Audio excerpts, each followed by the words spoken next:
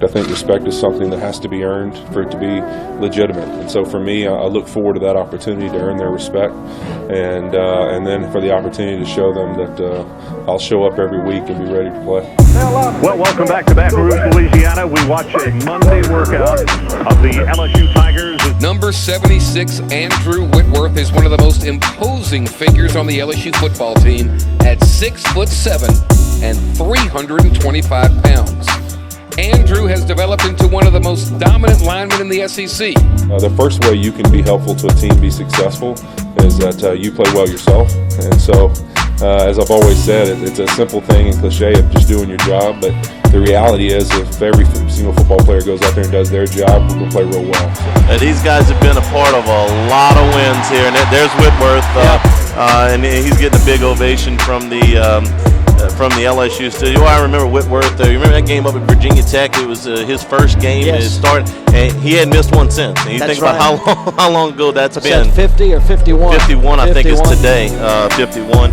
You know, and not only the game, he hadn't missed a practice. Yeah. Not a practice, and you talk about 5 years worth of not missing a practice. Wow. I just love playing the game.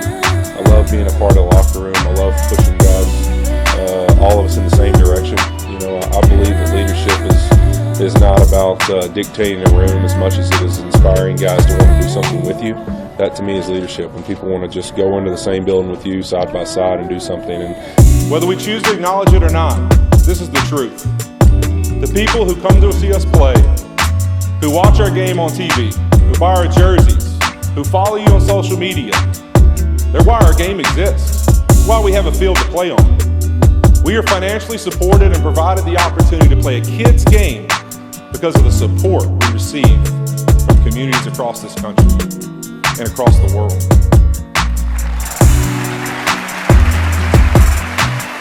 For 11 years, Andrew Whitworth was a staple at left tackle for the Cincinnati Bengals. But in 2017, he traded in his stripes for horns and stabilized a Rams offensive line that needed a veteran presence. Yesterday was probably a bittersweet day. It was the end of a long time invested in a place and the excitement of a new adventure.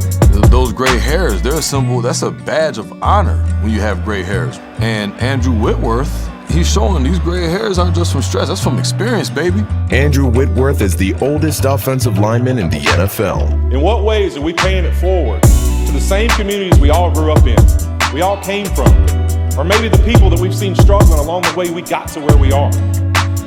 It can be as simple as making a kid smile by walking into school and telling them you love them and you believe them, and they can achieve anything they want.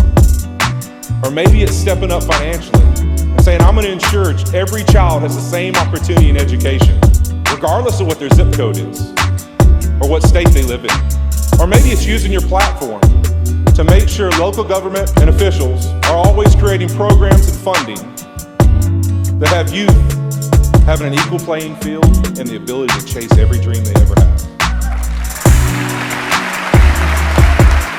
It's called an investment.